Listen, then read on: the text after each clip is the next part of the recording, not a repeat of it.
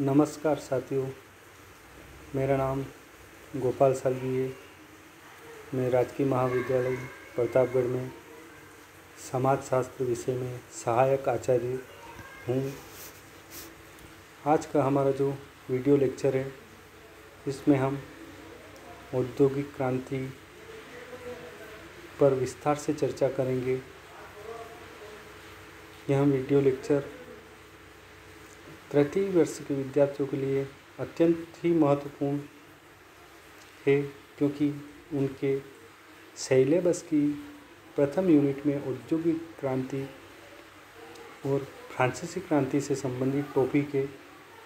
इनसे संबंधित प्रश्न अवश्य परीक्षा में पूछे जाते हैं। आज हम औद्योगिक क्रांति के ऊपर चर्चा करेंगे। औद्योगिक क्रांति का महत्वपूर्ण एवं प्रभावशाली काल यूरोप तथा अन्य देशों एवं महाद्वीपों में 1770 के दशक से 1830 के दशक तक के काल के रूप में निश्चित किया जा सकता है। इसका श्री गणेश इंग्लैंड से हुआ। 1750 ईस्वी में इनका प्रारंभ माना जाता है, यद्यपि इसे पूरा होने में 100 वर्ष का समय लगा। साथियों, औद्योगिक क्रांति 100 वर्ष का समय लगा और यह इंग्लैंड से प्रारंभ हुई थी। इसका श्री गणेश इंग्लैंड में हुआ था। अब हम देखेंगे औद्योगिक क्रांति क्या है। औद्योगिक क्रांति से आशय उत्पादन की तकनीक में वह परिवर्तन है जिसके द्वारा जड़ शक्ति के साधनों से चालित मशीनों द्वारा बड़े पैमाने पर वस्तुओं का उत्पादन किया जाता है। अर्थात जो वस्तुओं का उत्पादन होता है, पहले जो उत्पादन होता था उसमें मानव श्रम का उपयोग किया जाता था, परंतु औद्योगिक क्रांति के दौरान वस्तुओं का जो उत्पादन किया जाता है या उत्पादन हुआ है, वह जड़ शक्ति के द्वारा, मशीनों के द्वारा हुआ है, जिसमें जड़ शक्ति का ऊर्जा के रूप में उपयोग किया गया। इसका सूत्रपात अंग्रेज बुनकर जेम्स हारग्रीव्स के द्वारा कपड़ा बुनने के यंत्र स्पिनिंग जेनी के 1767 में आविष्कार से हुआ था। अब कपड़ा इस आयताकार मशीन के कई कन्नुओं की सहायता से एक ही कताई चक्र से चलाकर बुना जाने लगा। इस नवीन स्पिनिंग जेनी से कम समय में अधिक कपड़ा बुना जाने लगा। इस आविष्कार के 2 वर्ष बाद एक अंग्रेज नाई आर्कराइट ने 1769 में वाटर फ्रेम मशीन का आविष्कार किया। इस आविष्कार के 10 वर्ष बाद 1779 में सैमुअल क्रॉम्पटन ने इंग्लैंड में म्यूल मशीन का निर्माण किया। औद्योगिक क्रांति के इस 1767 से 1830 के काल में अनेक उपकरणों और तकनीकों का प्रादुर्भाव और विकास हुआ। वस्तुओं के उत्पादन, वितरण और विनिमय के प्रबंध में अनेक नवीन प्रणालियों का सूत्रपात हुआ। हाथ से बनी वस्तुओं का स्थान यंत्रों से बनी वस्तुओं ने ले लिया और मानव ने एक नए प्रौद्योगिक युग में पदार्पण किया। इस प्रकार से उत्पादन और औद्योगिक क्षेत्र में अनेक यांत्रिक आविष्कार हुए, जिसका यूरोप तथा अन्य महाद्वीपों के समाज पर अनेक प्रभाव पड़े। अब साथियों, हम चर्चा करेंगे औद्योगिक क्रांति के कारण। औद्योगिक क्रांति के कौन कौन से कारण हैं, इसकी हम विस्तार से चर्चा करेंगे। औद्योगिक क्रांति से का सबसे महत्वपूर्ण कारण है नंबर 1, असीमित बाजार। जब आधुनिक उद्योग प्रारंभ हुए तो उनके लिए खनिज पदार्थ प्राप्त करने और उनके द्वारा निर्मित तैयार माल के विक्रय करने हेतु विश्वव्यापी बाजार पहले से ही मौजूद था।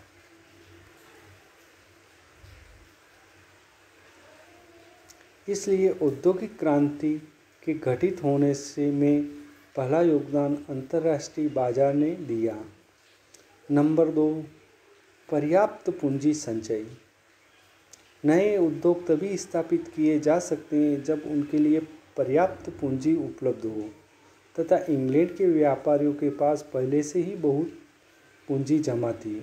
उन्होंने अंतर्राष्ट्रीय व्यापार से काफ़ी लाभ कमाया था, अतः पर्याप्त पूंजी होने के कारण व्यापारियों ने आविष्कारों में भी अच्छी रुचि दिखाई।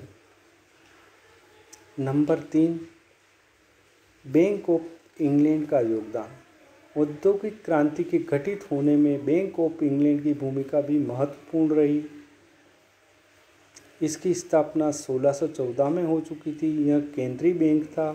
बैंक ने द्रव्य और साथ के प्रवाह को उद्योगों की ओर प्रवाहित करने में संचालन का कार्य किया। औद्योगिक क्रांति का एक और महत्वपूर्ण कारण है भाप का ऊर्जा के रूप में आविष्कार। यांत्रिक क्रांति और भाप की ऊर्जा के आविष्कार ने औद्योगिक क्रांति में बहुत बड़ी सहायता प्रदान की।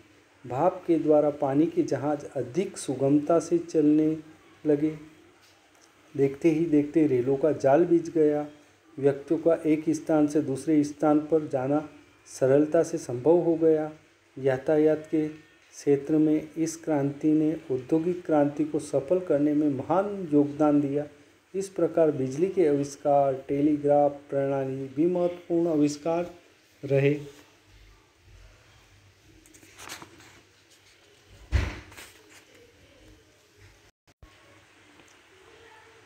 औद्योगिक क्रांति का 5वां महत्वपूर्ण कारण गतिशील श्रम शक्ति। औद्योगिकरण के लिए श्रम शक्ति का गतिशील होना आवश्यक है। कारखाना प्रणाली के उदय एवं अंतर्राष्ट्रीय व्यापार ने मनुष्य को गतिशील बना दिया। कुटीर उद्योग धंधों के ह्रास के कारण बहुत बड़ी संख्या में लोग बेरोजगार हो गए। नए उद्योग धंधे बड़ी जनसंख्या को अपनी ओर आकर्षित करने में सक्षम थे। इस भांति पश्चिमी यूरोप में श्रम शक्ति औद्योगिक क्रांति के लिए बड़ी लाभदायक सिद्ध हुई। औद्योगिक क्रांति का 6वां कारण है उदारवादी आर्थिक दर्शन। एडम स्मिथ, मिल, स्पेंसर जैसे विद्वान आर्थिक क्षेत्र में उदारवादी नीति के समर्थक थे। एडम स्मिथ को आधुनिक शास्त्र का पिता कहा जाता है। इन विद्वानों के अनुसार उद्योगों का गठन स्वतंत्र प्रतियोगिता के आधार पर होना चाहिए।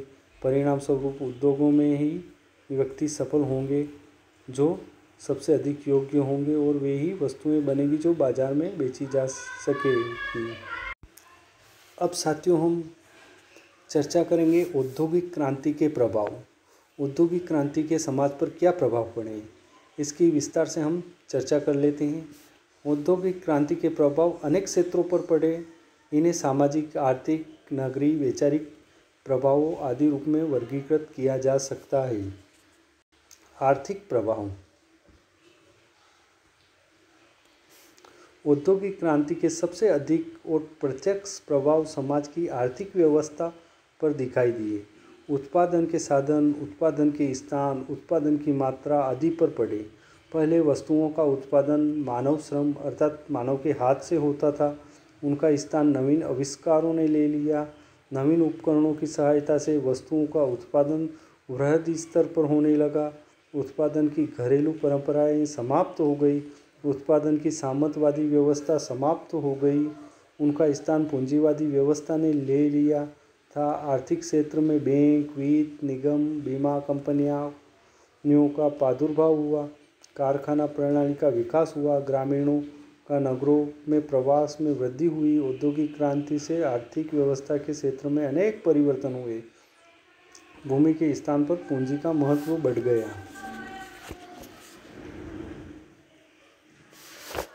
इसी प्रकार औद्योगिक क्रांति के सामाजिक प्रभाव को देख लेते हैं। औद्योगिक क्रांति के प्रभाव के कारण घरेलू स्तर पर होने वाला उत्पादन फैक्ट्रियों में स्थानांतरित हो गया। इससे व्यक्ति का पारिवारिक व व्यावसायिक जीवन अलग अलग हो गए। पहले उत्पादन वस्तु के प्रति व्यक्ति का लगाव होता था, लेकिन इस क्रांति के बाद अलगाव की भावना पैदा हो गई। भूमि का महत्व समाप्त तो कर दिया। उसके स्थान पर अब पूंजी महत्वपूर्ण हो गई। नई उत्पादन की व्यवस्था ने पूंजीपति वर्ग और श्रमिक वर्गों का विकास किया। पहले शोषक भूमिपति होते थे, अब शोषक पूंजीपति बन गए। इस प्रकार औद्योगिक क्रांति ने समाज के श्रमिक वर्गों के संघर्ष में लगातार वृद्धि की। अब इसका तीसरा प्रभाव देखते हैं, नगरीकरण पर प्रभाव। नगरों एवं औद्योगिक नगरों में अनेक कल कारखानों का प्रारंभ हुआ। इसके कारण ग्रामीणों और किसान व्यवसाय के लिए नगरों और औद्योगिक केंद्रों में जाकर बस गए, जिससे नगरों की जनसंख्या में वृद्धि हुई। ग्रामीण खुले पर्यावरण को छोड़कर नगरों व महानगरों में जाकर बसने लगे, जिससे वे दूषित वातावरण में अपना जीवन जीने को मजबूर हो गए। इससे वहाँ सामाजिक आर्थिक विषमता देखने को मिलती है।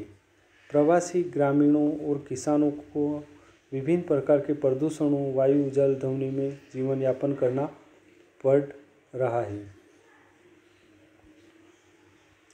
इसी प्रकार इसके अन्य प्रभाव हम देख सकते हैं, जैसे सामाजिक समस्तरण में परिवर्तन। नंबर 2, सामाजिक गतिशीलता में परिवर्तन, श्रमिक वर्ग के संगठन में परिवर्तन, वर्ग समाज का उदय, नियोजन जीत समाज का उदय।